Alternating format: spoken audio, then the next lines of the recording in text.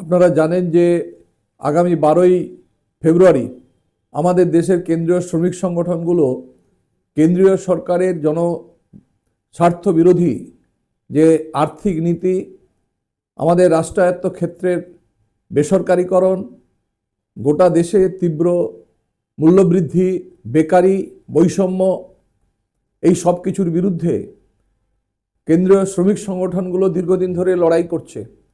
রাষ্ট্রায়ত্ত ক্ষেত্র বেসরকারীকরণের বিরুদ্ধে দীর্ঘ লড়াই চলছে। এর মধ্যে কেন্দ্রে নরেন্দ্র মোদী সরকার আমাদের দেশের শ্রমিক শ্রেণীর অর্জিত অধিকার, trade union rights, minimum wedge, working hours এবং সোশ্যাল সিকিউরিটি, এই সমস্ত কিছু কাটলমেন্ট করার সিদ্ধান্ত কেন্দ্রীয় সরকার যা গ্রহণ করেছে, যার মধ্য দিয়ে 29টি শ্রম আইনকে বাতিল করে যে 4টি লেবার কোড তৈরি করা হয়েছে, সেই লেবার কোড অবিলম্বে বাতিল করতে হবে। এটা হচ্ছে আমাদের দেশে যে একচেটিয়া পুঁজিপতি, দেশি বিদেশি, সাম্রাজ্যবাদী, লগ্নি পুঁজি, তার স্বার্থে এবং বৃহৎ পুঁজির স্বার্থে আমাদের দেশের শ্রমজীবী মানুষকে যথেচ্ছভাবে যাতে লুটে খেতে পারে আমাদের দেশের পুঁজিপতিরা, তার জন্যে আমাদের কেন্দ্রীয় সরকার যে শ্রম আইন সংশোধনের মধ্য দিয়ে নতুন শ্রম আইন তৈরি করেছে, যাকে আমরা বলছি 4টি লেবার কোড, তাকে বাতিল করতে হবে। এই দাবিতে গোটা দেশের শ্রমিক সংগঠনগুলো এবং বিভিন্ন ইন্ডাস্ট্রির যে সমস্ত শিল্পভিত্তিক ফেডারেশন আছে এবং কেন্দ্রীয় সরকারি কর্মচারী, রাজ্য সরকারি কর্মচারী সংগঠনসমূহ, এই সবাই মিলেই কেন্দ্রীয় সরকারের এই নীতি এবং লেবার কোড বাতিলের দাবিতে 12ই ফেব্রুয়ারি সারা দেশে ধর্মঘট ডাকা হয়েছে। এবং আমাদের দেশের কৃষক সংগঠনগুলো কেন্দ্রীয় সরকারের এই নীতির কারণে ভয়ঙ্করভাবে আক্রান্ত গোটা দেশের কৃষকরা, যার ফলে কৃষক সংগঠনগুলো শ্রমিকদের সাথে জোট বেঁধেছে এবং 12ই ফেব্রুয়ারি গোটা দেশে এই যে সাধারণ ধর্মঘট শ্রমিক সংগঠনগুলো ডেকেছে, একইভাবে কৃষক সংগঠনগুলো এই ধর্মঘটকে সমর্থন করেছে, বিশেষ করে সংযুক্ত কিষাণ মোর্চা। এবং আমাদের গোটা গ্রাম ভারতে সেদিন ধর্মঘট হবে।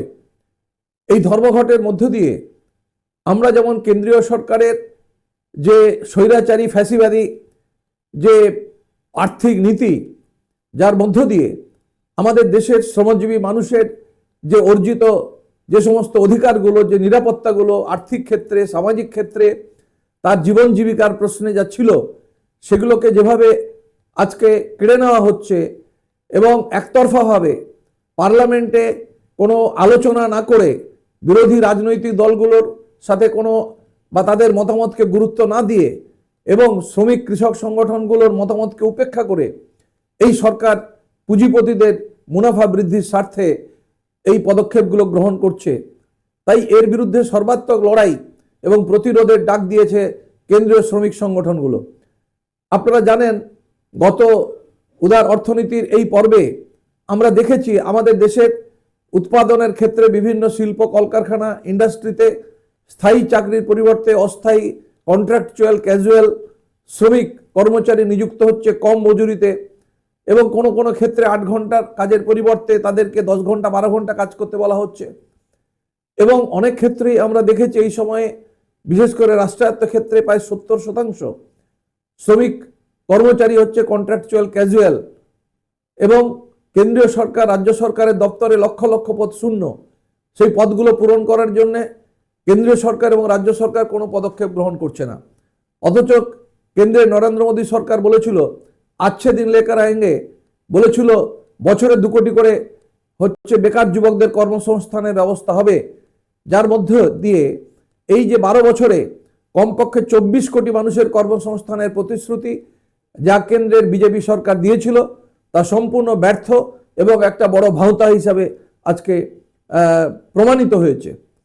একইভাবে আমরা দেখতে পাচ্ছি আজকে কেন্দ্রের নরেন্দ্র মোদী সরকার আমাদের দেশের শ্রমিকদের যে ট্রেড ইউনিয়ন করার অধিকার, সে অধিকারকে তারা অস্বীকার করছে। 1926 সালে যখন আমাদের দেশ ছিল পরাধীন, যখন বিভিন্ন রাজ্যে বিশেষ করে বাংলা প্রদেশে বা মহারাষ্ট্রে তখন বড় বড় শিল্প কলকারখানা, চটকল, সুতাকল এবং এই ধরনের শিল্প কলকারখানা যখন গড়ে উঠছিল, তখন আমরা দেখেছি যে শ্রমিকদেরকে 12 ঘন্টা 14 ঘন্টা মালিকরা কাজ করতে বাধ্য করত। ন্যূনতম মজুরি বা নিট, তাদের মাচার মতো যে মিনিমাম যে মজুরি, সেই মজুরি দেওয়া হতো না, যার ফলে বিভিন্ন ইন্ডাস্ট্রি কলকারখানাতে অসন্তোষ দেখা দিত। তো তৎকালীন ব্রিটিশ সরকার এই শিল্প কলকারখানাগুলোতে যাতে উৎপাদন, যাতে ধারাবাহিকতা বজায় থাকে, শ্রমিক মালিক সম্পর্ক যাতে স্থিতিশীল এবং একটা সুস্থ পরিবেশের মধ্য দিয়ে ইন্ডাস্ট্রিগুলো চলে, তার জন্য সেদিন কেন্দ্রীয় সরকার, সেদিন ব্রিটিশ সরকার তারা আইন করেছিল এবং শ্রমিকদেরকে ট্রেড ইউনিয়ন করার অধিকার দিয়েছিল। দাবি সনদ শ্রমিকরা পেশ করবে, তাদের মজুরি বৃদ্ধির দাবি, তাদের কাজের ঘন্টার দাবি, তাদের বোনাসের দাবি, তাদের প্রভিডেন্ট ফান্ড, ইএসআই, গ্র্যাচুইটি, তাদের রিটায়ারমেন্ট বেনিফিট, এই সমস্ত কিছু তারা মালিকদের সাথে আলোচনা করবে। এবং এই ব্যবস্থা ব্রিটিশ আমলে তৈরি হয়েছিল। স্বাধীনতার পরে আমাদের দেশের কেন্দ্রীয় সরকার এবং পার্লামেন্ট তারা আরও অনেকগুলো আইন তৈরি করেছে, যে আইনের মধ্য দিয়ে আমাদের দেশের শিল্পের অগ্রগতি, আমাদের আর্থিক অগ্রগতি, এই সমস্ত বিষয়টাকে সামনে রেখে কেন্দ্রীয় সরকার ইন্ডাস্ট্রিয়াল রিলেশন অ্যাক্ট 1947 বা তার পরবর্তী ক্ষেত্রে কন্ট্রাকচুয়াল ওয়ার্কার্সদেরও পার্মানেন্ট করার যে প্রয়োজনীয়তা, সেগুলো হচ্ছে আমরা দেখেছি পার্লামেন্ট, আমাদের দেশের সংবিধান সেগুলোকে আমাদের দিয়েছে।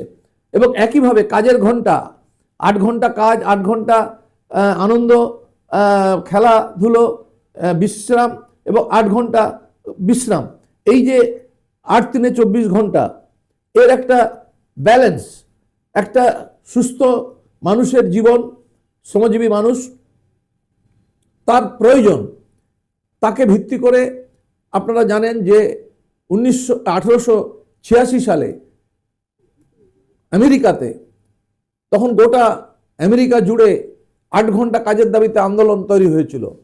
হে মার্কেটের সেই লড়াই, যা ঐতিহাসিক মে দিবস হিসাবে পরিচিত।